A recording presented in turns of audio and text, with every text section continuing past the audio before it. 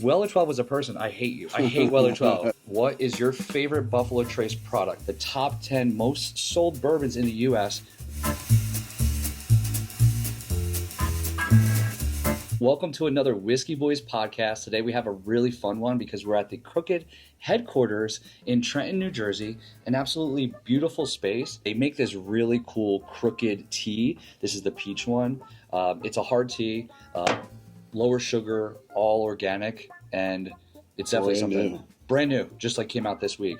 So it's really cool that they let us come here because the space is gorgeous, and we get to shoot the pod here. And we're big fans of like whiskey and hard teas, especially like if it's a pool day or if you're at a party and you want something refreshing. And tea goes so great with bourbon. So great. And the design is just so fun. I love the design. So it really pops. So yeah, we're going to be sipping on that and some good whiskeys. Today's subject, we have a really fun one. We're going to be doing the top 10 most sold bourbons in the U.S. We did ask ChatGPT. The idea to do this was more to just make it fun. We're not as worried about it being like perfectly accurate. Yeah. What's more interesting is that I think we have some takes on there's like the base things that are sold, and they're wildly sold because a lot of times you use them in cocktails and things like that. But if you're going to drink neat or maybe elevate your cocktail, I think we'll have some different ideas on that same brand, just a different line in their brand. So exactly. So we'll give our favorites from each brand. Yep. And we'll start at number 10. So we're going to go number 10 on the most sold list and work our way down all the way to 1. So you'll get a better idea of which ones are pretty popular out there. And I like the way they put it on here. They said the most sold bourbons in the US typically vary by year and market trends, but some consistently popular brands include, and this is the list they gave us.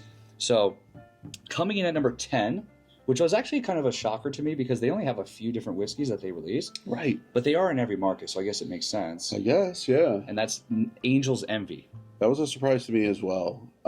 I like the regular Angel's Envy, so it's port finished, but I prefer the Angel's Envy Rye. I love the Angel's Envy Rye.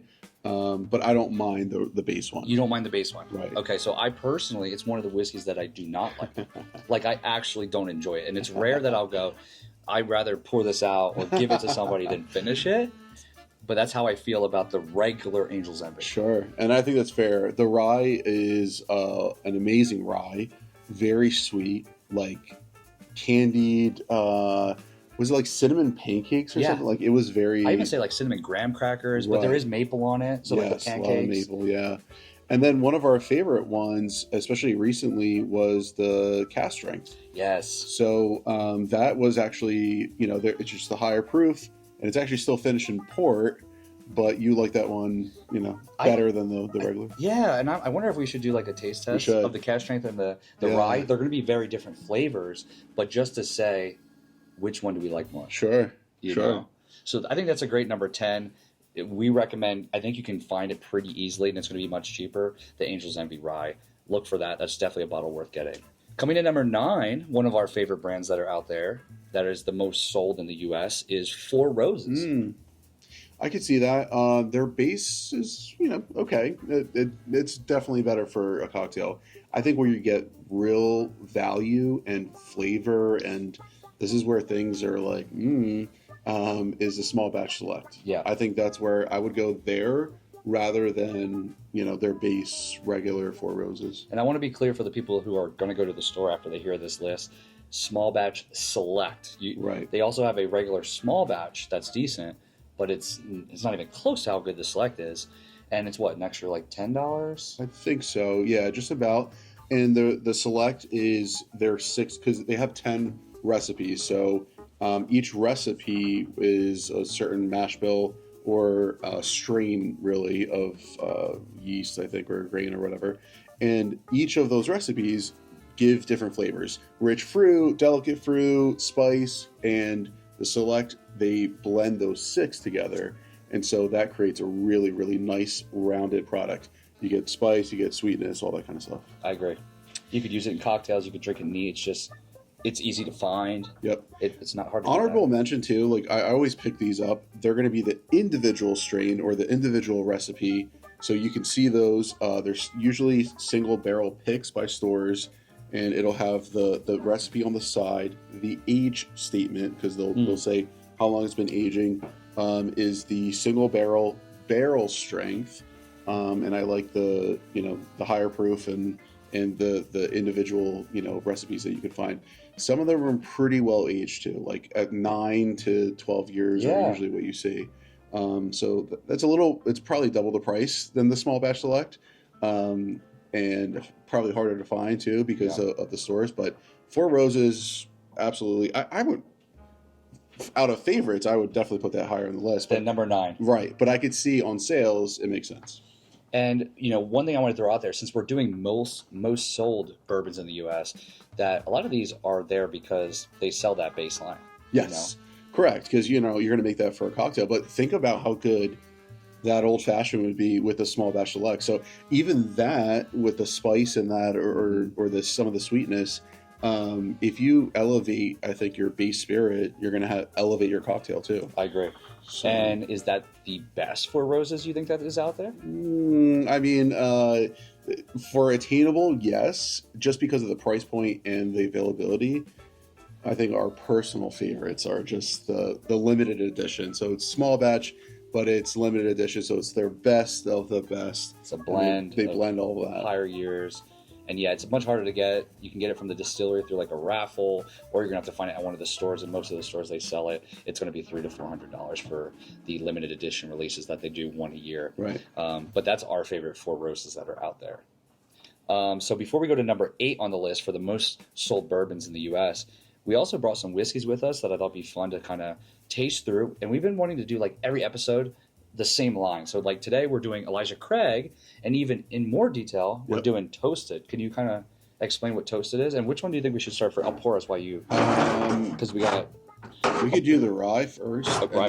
So we have rye, toasted rye, toasted bourbon, and then toasted barrel proof bourbon, which is a newer one for them.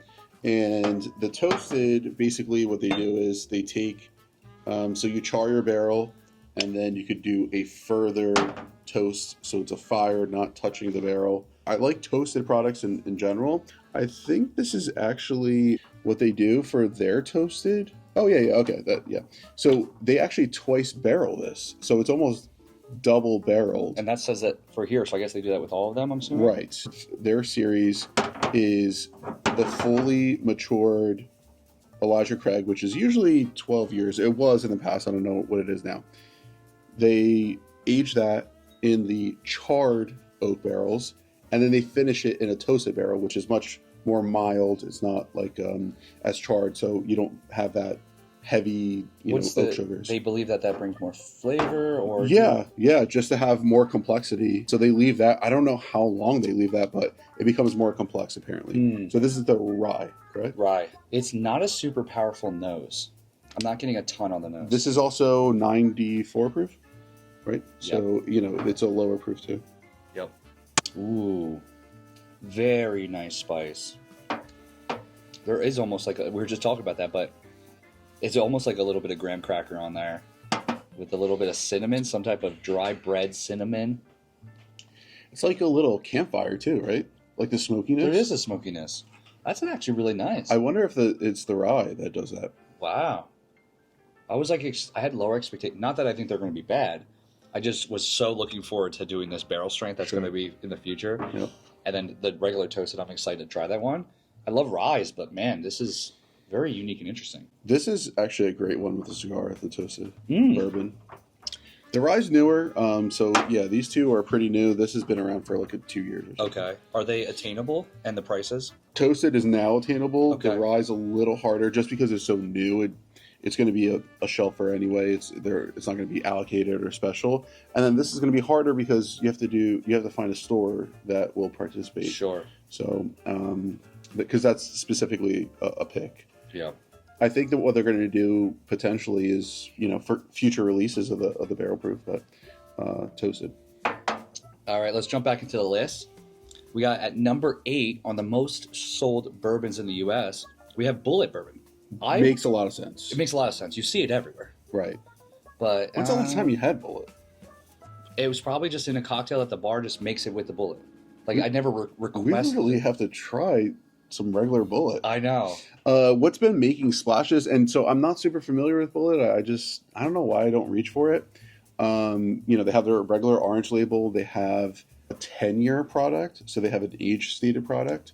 I've tried that. And then apparently they have a new American single malt that is making some decent splash. Yeah, their rye. They have a 12-year rye, so they have some age-stated stuff, and it seems like they're trying to innovate a little bit. It would be nice to see that because that's one of my opinions on Bullet. Right. I just feel like they don't put out that much. Not a lot of unique releases. The main line is just like every other brand's main line. Nothing special about it. ChatGPT is funny because it says known for its high rye content. Bullet offers a spicier, more robust flavor. It's a favorite among bourbon drinkers and bartenders. Don't tell me, ChatGPT, what my favorite is. You don't understand. You robot. But all jokes aside, it obviously is a favorite among bartenders. I can see that who aren't whiskey nerds because it's not crazy with a lot of weird flavors. You're going to get classic caramel notes with the rye spice, so it will be good for cocktails for like a regular bar. Yeah, 100%. I'd like to try it neat sometime soon. I gotta get a bottle. I had the 10-year at the Austin Food and Wine Festival. What'd you think? I remember liking it. Yeah, but same thing. It's been like a year, so sure. All right, coming in at number 7, one of our favorites. I think it's underrated. I think that the whiskey community is very tossed up on this brand. Some people will die for them, and other people are like, it's okay. I lean towards, I love them. I buy all their products. What is it? And the thing about Tell me. I like the build up. I know. Yeah. I'm on the edge of my seat. And it's Knob Creek. Oh. Number 7? Number 7 for most Whoa. sold. I actually would have put Bullet higher than I would Knob. think that because you would think that base line just sells more. Wow. But Knob does have a lot of releases. Okay, so maybe it's because they have so many, iterations and stuff. So it says a part of the Jim Beam family, Knob Creek is known for its rich, full-body flavor and higher proof options. It's popular for sipping or in cocktails. Once again, a basic ChatGPT description, but I get it. For us, I think they have some bangers on the cheaper end and the expensive end. Yeah, you got 9 cask strength. We would recommend single 9-year barrel. cask. Or 9-year single barrel. Yeah, I think that's the cask strength. Okay. Or the barrel proof. 12, 15, 18. So we're doing, besides Bullet, we skipped Bullet, but for Knob Creek, what's your favorite Knob Creek release that you've ever had? Ever? If you can only pick one Knob Creek release. Ever? I just remember 15 blowing my mind. I have to go with the 15 as well. I think over agree. 18.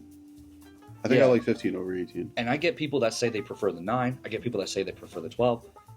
It's rare that you hear the 18. I think 18 is second for me. I lean towards the older ages. I like a little bit of oakiness, but it still comes with the flavor. Some people don't like oakiness, but I don't know. I just feel like it just gives me what I want, especially because we like cigars. But the 15, I feel like, gives you that age like the 18, a little bit more than the 12. It's like an in-between. I mean, it's obviously in between both, but it's like both of the best worlds. Yeah, because I think it's a little less oaky than the 18. So I do really enjoy the 15. Is that done? Did they discontinue it? Were you So I did more research on that because people were saying that they are no longer making the Knob Creek 15-year, which I think has an MSRP of like $100 to $150. It's gone up over time. But after doing some research on it, they said, no, it's a limited release, so they can make it again. They just, the limited release they did are currently done. Gotcha. So they might just do more 15s in the future. Yeah, because there was one that was released, it was called 2001. I think that was a 15-year, or their original 15-year. And then an anniversary one that was like maybe the 18-year, and then they went with the actual 15 and 18. So, a little tricky, those. Do they do a rye? They do a rye. Regular base rye, like nothing, no barrel proof. They do. Wait, and we then had the bourbon rye. Blended together. 7 years each? Yep, 7 years. Yeah. We actually went to an event in New York City and got to try that at dinner, and I thought it was fantastic. I really enjoyed it. Really nice play off of each other. But yes, Knob Creek, very solid. And I think they're pretty respected as far as that. Well, I don't know. Like you said, there's people who are like, Yeah. Or, Too nutty sometimes. Sure. Sure. I like them. So let's 15 is my favorite. We both agree. And if you can find 12, 12's so solid. You know, that you should be able to find more often. How much? Consistently. 60, I've been seeing 70 a lot more, but really, really special one. Yeah, I have backups of the 12. Yeah, me too. Anytime I see it, especially if sometimes I see it, I find it on sale. Really? Yeah, so I'll get it then. Yeah, it's wild. All right, let's jump into the next whiskey that we're going to drink. Yeah, bourbon, right? Yep. So we got Toasted Barrel, another 94. 94 proof, so that's their regular proof. They just toasted, so it's aged in a second barrel. Okay. But not another second charred oak barrel. It's a toasted barrel. Looks like you put a little dent into this. You've been drinking this a little bit. This is my second bottle. Second bottle. Yep. So you like it? Like I'm saying with a cigar, when I don't want to think about something that is challenging. I don't want to feel guilty about going through a $200 bottle. For the nose is already better. 8th cigar of the week. This is a great choice to pick. That's like a creamy vanilla nose. Yeah, very vanilla, like baking spice. All that. Yep, much better nose. That's almost an easy sipper in a good way. It's not harsh on the tongue. It's not like, ooh. Correct, but it's over the regular base bourbon. This definitely had like more of a smoky, I think marshmallowy. I can see that. Like burnt marshmallow. For sure. That's a really fun one. You should definitely check out the Toasted. $47, $50, something like that. And I've been seeing it more and more at stores. Correct. When it first came out, everybody was going crazy, but now you'll see them pretty consistently. So, all right, let's jump back into the list. Number 6, we have Woodford Reserve. I'm not surprised by this because this is one that I get non-nerdy enthusiast whiskey drinkers, but people who enjoy whiskey, people that get cocktails, always assume like, oh, isn't Woodford Reserve like really good stuff? And I'm like, ooh, the baseline's okay. It's just the same. It's like, it's the same as getting like a regular Buffalo Trace. It's the same as getting like a regular Knob Creek. But it's nothing special on that baseline. Their other releases, I personally love. Their master collection, their barrel proofs. Yes. They make some really nice. Unfortunately, it's more expensive, but they do make some. Actually, they had a Derby bottle or a Baccarat bottle, so it's crystal glass, $1,500, I think. Wow. Yeah, so they really get up there. But I would definitely, if I'm going for Woodford, I'm picking the barrel proof. Okay. What's your absolute favorite Woodford Reserve release? I think I like the Masters collection. Same. Because they do a bunch of experimenting. They had the Sonoma triple cask finish. Whoa. So they did, wine cask and some other stuff. They've had some other, I can't remember the one that was before that one. That was like one of my favorites. But yeah, so I would go for the Masters collection because that's going to be unique every single year. And they're going to do a lot of different things going on there. So finishing is going to be a big one there too. Yeah, the Masters collection is one I just recently bought. I think for like $189.99. They are more readily available. I would say that they're a great option for those that are looking to have something more upscale, more as a special pour. Like New Year's just happened. That would have been a great pour for New Year's. Because I know everybody doesn't buy like we do, where we buy like 3 bottles a week. And it's funny too that you actually say that because you make a good point that they are more readily for being special releases. They don't like fly off the shelf, and it's difficult to find. You could usually find them pretty easily. But I wonder if they're just also not allocated. So it's not like the store's getting 4. Maybe the store's getting like a case or $5. Cases, yeah, I don't know. So that could be part of the reason. And remember, that's a marketing technique sometimes. Allocation with whiskey isn't always just because they're flying off the shelves. Sometimes it's because just the store is getting just 2 bottles, and it tricks consumers to think that they need to have that whiskey. And is it really good? Like Weller 12 years, is Weller 12 year really worth chasing after and paying $200 for a bottle? No. Is it worth paying $80 in New York City by accident when you go to the restaurant last night like we did? And I was reading the wrong line that I thought it said $26? No. So Well, if Weller 12 was a person, I hate you. I hate Weller 12 because you just made me lose money. You paid for one pour more than the actual bottle. Yeah, dude, more than even some overly priced bottles. Shoot. Because Weller 12 is like a $50 bottle, Yeah. and sometimes it'll go for 75. I paid 80 for one pour. Screw this. Cancel the podcast. This is done. All right. So yeah, I agree with the Masters collection. Definitely a unique one. Let's jump into number 5. Number 5 is Evan Williams. When you think about Evan Williams, what do you think? Well, I wonder what they're using. I wonder if that's more of a sipper. I don't see that in cocktails too often. That's a great point. It's not like a I wonder bar if that's place. more of like a sipper for people. My theory Or handle, like larger. For sure. That's my theory. My theory is Evan Williams is one of the best when it comes to affordable bourbons. Mm-hmm. They do have some bangers out there. They have like a 12-year that you can get at the distillery. Right. That's like a red label, super fun. Right? Correct. And then they also have one of the ones that is always like number 1 or number 2 on our top values. Yes. And that's the Evan Williams White Label Bottle de Mon. Yep. That one is like under $20. And it's tasty. 100 proof, 4 years old. Great value. Great value. Another one that I've been really liking lately is the 1783. You have to try that. You were just telling me about this. But it's like a caramel candy. It's so good. So something that's very inexpensive, $20-something. Evan Williams single barrel. That was one of my favorites as well. They got rid of it. It was only going to be a Kentucky exclusive, and then they finally got distribution back. So came back to Jersey, but so I think I don't see anything super special with Evan Williams. Definitely more of a budget friendly brand, but really solid stuff. I agree, especially in that price range. Yeah, they definitely lean into that more value, affordable. Right. They're not going to be the ones that are like hard to get and blow your socks off, but I don't hate Evan Williams. Right. And it's a great one when you're at a bar. They probably most likely have it, so you can find some comfort in knowing what you're getting. Great point. All right, number 4. We're getting down to like the top most sold bourbons in the U.S. Number 4, one of our favorite brands. We have many different versions of what they release. They hit on the value buys, and they hit on the high-end, elegant purchases that you can get when I think about the Masters. That's Wild Turkey Bourbon. All right. They used to make what was Long Branch with Matthew McConaughey, but they're no longer together, and now Matthew McConaughey makes a tequila. But what do you think?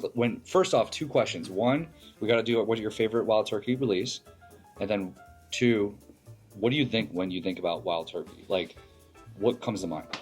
Just in general. Let's start with that. What comes to mind is Wild Turkey 101. Yep, same. So, like I said, we constantly put that on a top list because it's so much value. We just actually, I'm sure we've already posted this or about to, did the 101 with the 70th anniversary, 8-year, and great. I mean, once again, it was a fresh pour, fresh pop from the bottle, and the 101 was just.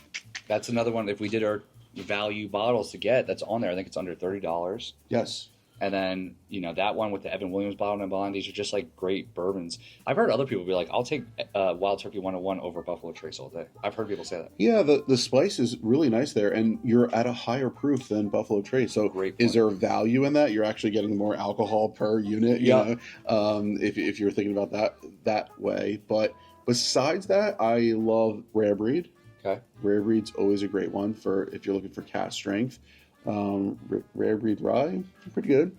And then the Masters Keep collection. So they come out with releases yearly, gone up in price a lot. But Voyage most recently was one of my favorites. Back a while, what was that red one? Not Cornerstone, but it was before that. Not because Generations is the rye, right? Correct. I mean, that red one was great, right? Yeah. Remember we killed that bottle? Oh my god, it's on the tip of my tongue. Is it like a R word? Redemption or something? I don't know what it is. Yeah, so anyway, they have a bunch of releases annually and really, really good stuff. Yeah, so the Masters Keep releases, honestly, once again, this goes back to the Woodford Reserve. if you're trying to do something that's a special release that you want to have at home to be proud of, and you're willing to splurge and spend maybe $200, $250, $300, and you don't do that often, I think the Wild Turkey special releases of the Master Keeps are definitely worth that. They come in these beautiful boxes, and I've never had one of them that I didn't like. They're different. Maybe some of them might not be your favorite flavor, but they're all going to be high quality. Revival. Okay, I thought it was a R word. And dude, that's 12 to 15 year Wow. ages in there. And it was 101 proof. This is a local store to me, Canals. And they did a private barrel, so it was like their single barrel of their toasted barrel proof. So it's 9 years old, uncut, unfiltered, a kind of a low proof for their barrel proofs, because I've seen them get 140 hazmat. This is only 58%. Now I so see somebody's name 117. on there that I recognize. Whiskey Ferret. Yeah, Tony from Canals. Oh. That's her Instagram handle. Okay. You ready? All right. This is the big banger. Oh yeah, you're right with the proof. You can already get the flavor. So 9 years. They've been kind of changing the years. They used to be, all the barrel proofs used to be 12 years. I think the oldest might have been C923 at 13 years. This is a private barrel, so I've seen those between 9 and 11 years. Yeah, the C923 released by them was like our 1 or 2 favorite from last year. Oh yeah, but that wasn't toasted. That was just a regular barrel proof. This one's going to be toasted, so they're going to take that regular barrel proof, add it to another toasted barrel. Oh. Definitely hotter. I know that's the only adjustment because we're jumping up Really? a bit. Caramel. I mean, this one. I mean, it's not something that I think is going to like compete with some of the top dogs out there. I would love to try this against the C923, even though it's toasted.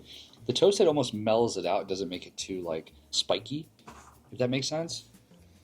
So much caramel I was gonna say there's a lot of caramel. or caramel. It I has some candy notes for sure. think I like the base Wow, bourbon, the regular one. that's kind of wild. Yeah, I'm getting like a milk chocolate caramel. It's almost like a malted milkshake, like Yep. the malted chocolate milkshake, Yeah, there's something like sweet and candy-ish about it.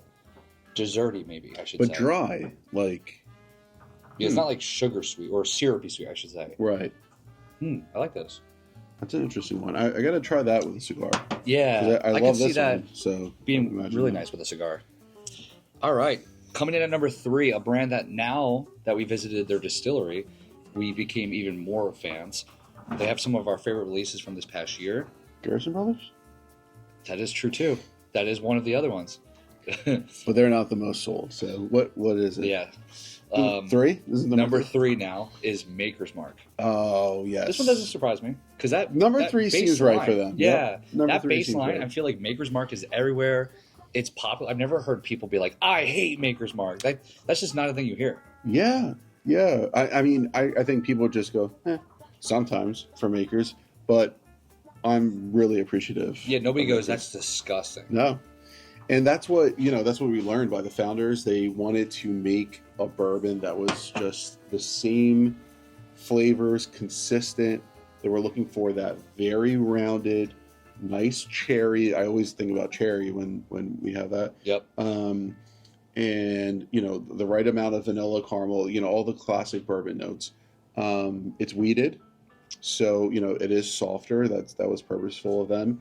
They rotate their barrels throughout the warehouse, so it's gonna get you get some of the heat, some of the low temperatures, and humidity, and all that kind of stuff. So for that consistent flavor, and they're aging for the flavor as well. Yeah, which is interesting about Maker's Mark. They don't put an age statement on the bottle.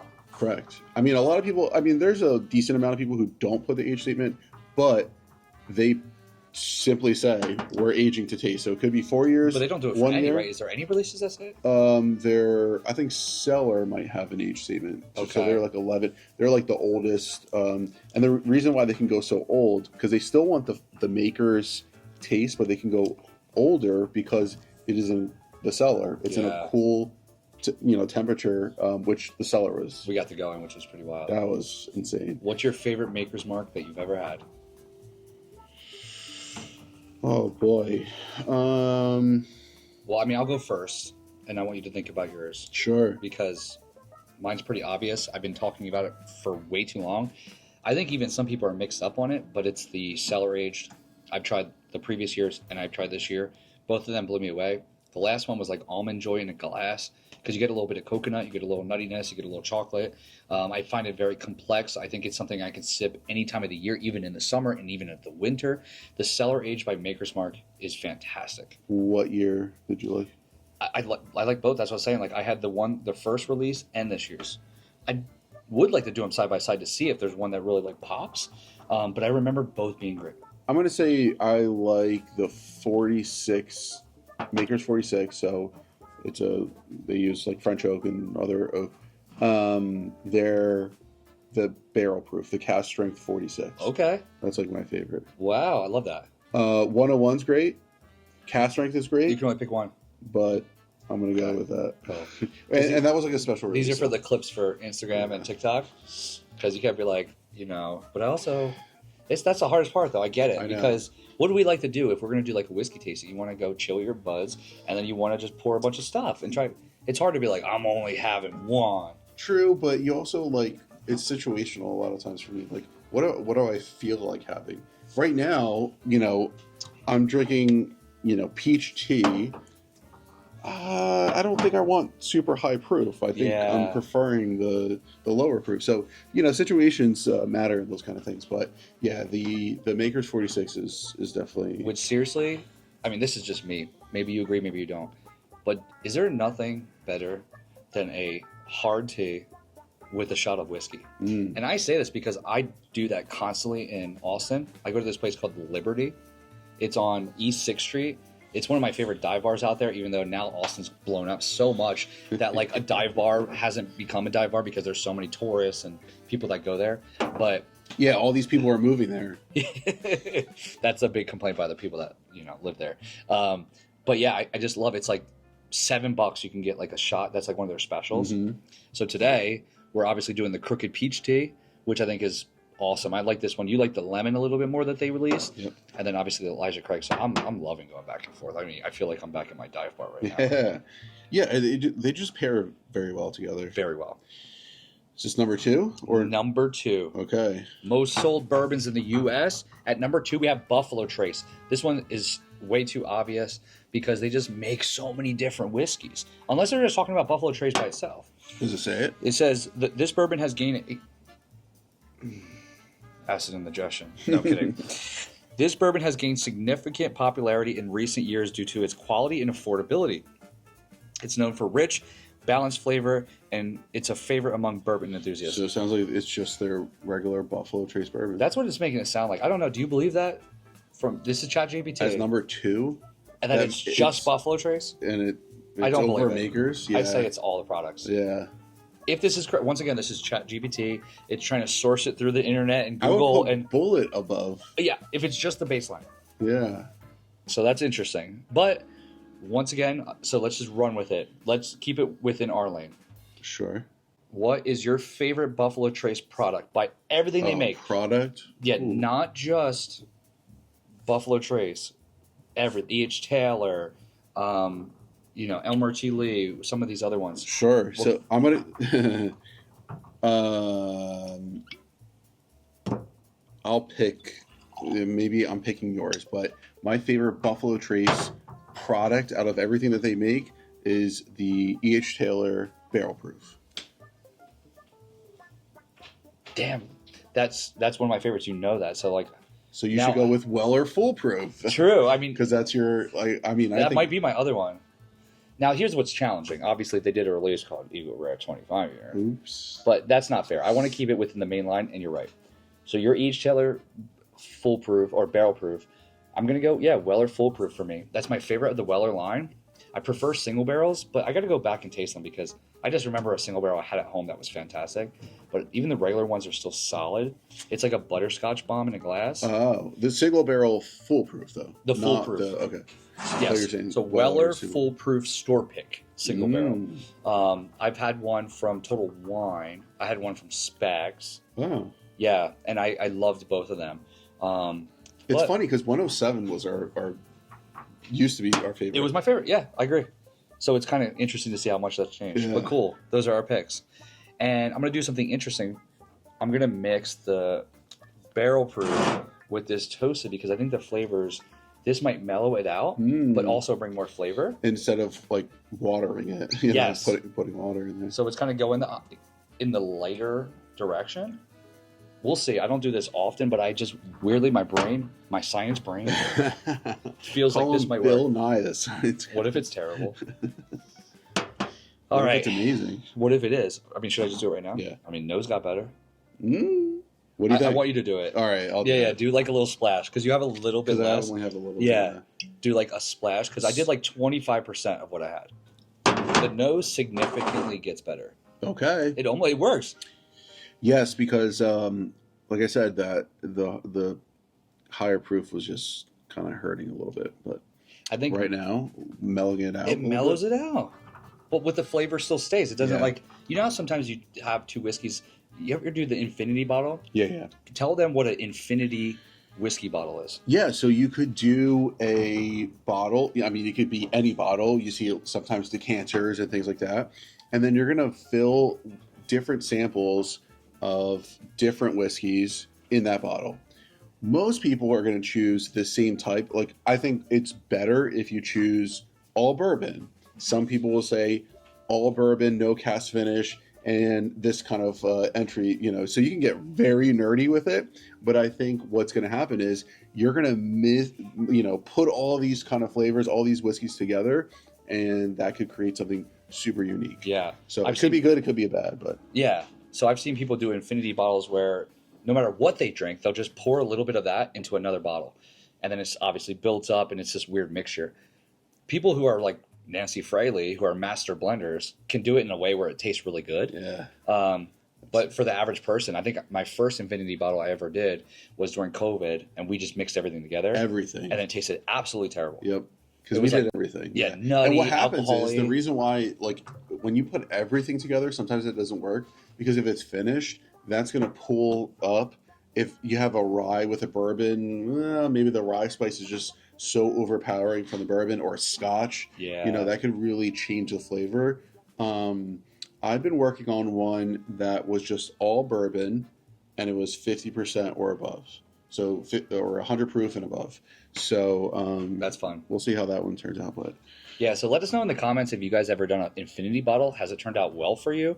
Was it disgusting? Also, I would love to hear, like, was it tracked? Did you get, like, how did you track what actually went in it? Yeah. Because that's a whole other thing, like being disciplined enough. Yeah. I like that.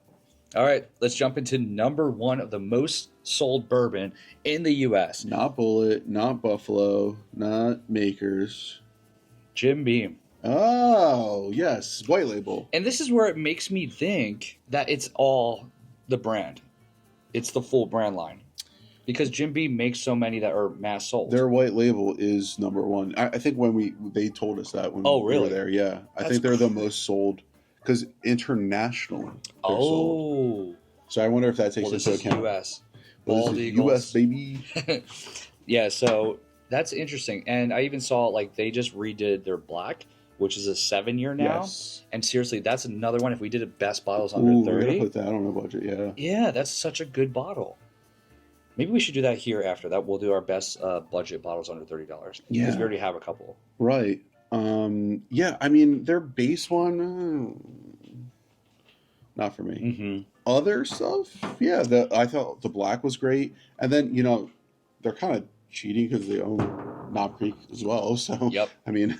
So that's why I'm like, are they including the brand? That's why I said ChatGPT might just be pulling its sources from anywhere. Yep. But yeah, Knob Creek, Booker's part of that, yep. That's another good high-end one. I would say get it if you like some nuttier notes. Get it if you like higher proof whiskeys. Little Book is experimental stuff. Would you say that book Jim Beam is a must visit if somebody's in Louisville? Yes. For the restaurant alone. The restaurant was great. The restaurant was so good. Because you can do, you learn their history, which they have one of the better histories when it comes to distilleries. And then in addition, when you're done after every pours, you can eat some good food. And Booker, that was so interesting to hear he basically created barrel proof, like uncut, unfiltered bourbon, hand signing the bottles, giving them out as gifts. People were loving it so much that they had to end up bottling it. But yeah, all those kind of like innovations. It's a beautiful campus. I thought the place was actually really nice, and then the food was just delicious. Yeah. Well, that was fun going through like the entire top 10 list. I think it's pretty accurate. I'm sure there's going to be like some tweaks to it. But yeah. Buffalo Trace was the big one, but Yeah. Very interesting. Once again, thanks for listening to the pod. Subscribe, leave us a comment. Let us know if you think this list was reasonable or crazy. We're also looking for like fun ideas for the podcast. We can just bullshit forever, but we want to hear from you. Let us know what we should talk about. Yeah, actually, that would be great to hear. Yeah. So we'll see you on the next one. Cheers, everybody. Cheers.